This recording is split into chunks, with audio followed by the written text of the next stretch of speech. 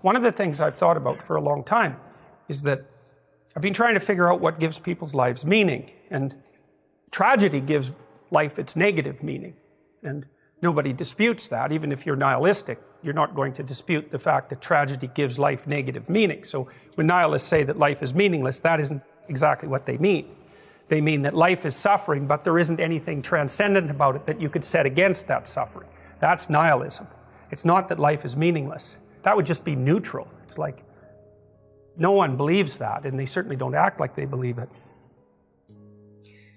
In order to have any positive meaning in your life, you have to have identified a goal, and you have to be working towards it. And there is a technical reason for that. And the technical reason, as far as I can tell, is that the circuitry that produces the kind of positive emotion that people really like is only activated when you're proceeding towards a goal that you value.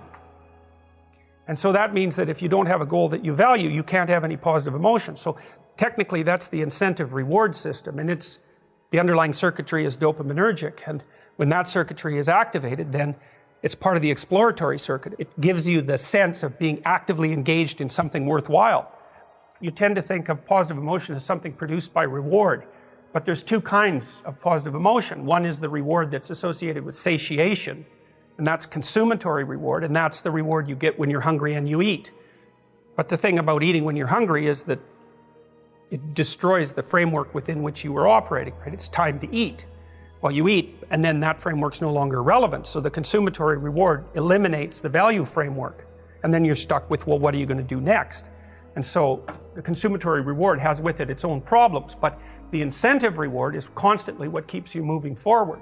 And incentive reward, because it's dopaminergic, also is analgesic, literally analgesic. So if you're in pain, you take opiates and that will cut the pain, but so will psychomotor stimulants like cocaine or amphetamines.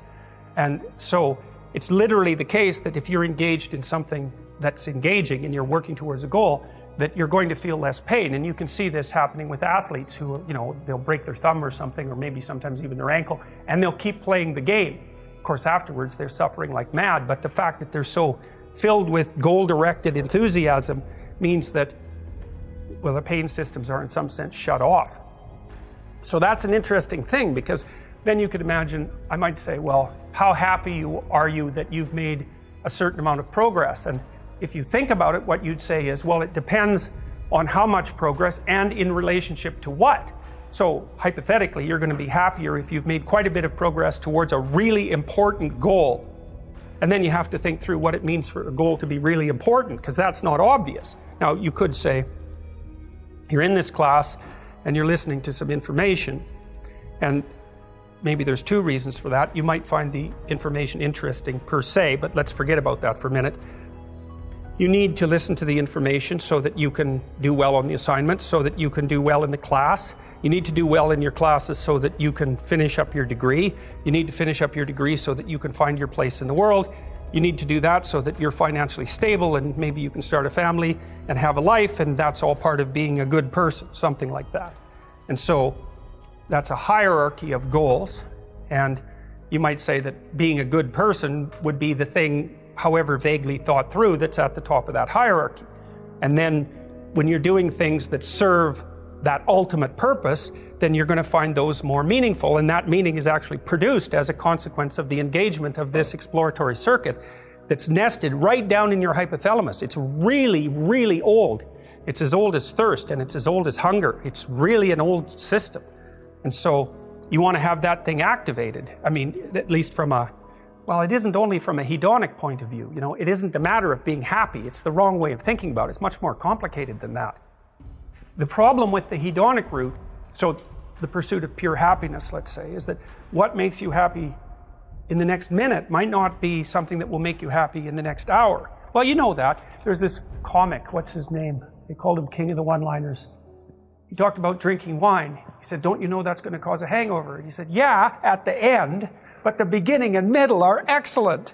And so that's really the problem with hedonism, right? Is that to pursue something that makes you happy in the immediate present risks sacrificing many things, but at least, let's say, your hedonism in the medium to long term. And of course, that is one of the major problems with drug use. And alcohol is a really good example of that, because whatever hedonic kick you might get from it that moment at night, you're going to pay for almost completely, or maybe even more so, because the next day you're much more jittery and anxious. And that's a direct consequence of withdrawing from the drug. So when you have a hangover, you're in alcohol withdrawal. So that's how fast you get, roughly speaking, addicted to it. And so if you take another drink when you're hungover, it'll cure it. But it's not a very useful cure, because all you do is push the inevitable hangover one more step into the future. And so part of the problem with the hedonic answer is happy when? Exactly, and over what period of time? And also, who's happy? Because maybe something makes you happy but makes your family miserable. Now, you could say, well, I don't care, but you do care if you have to live with your family, because they're going to take it out on you. So the impulsive hedonism, which is also fostered, say, by positive emotion, it tends to put people into a state of the pursuit of short-term hedonism. It's not a good medium to long-term solution. I actually think that's why people evolved conscientiousness, right? Because conscientiousness is not happy. Conscientious people aren't conscientious because it makes them happy.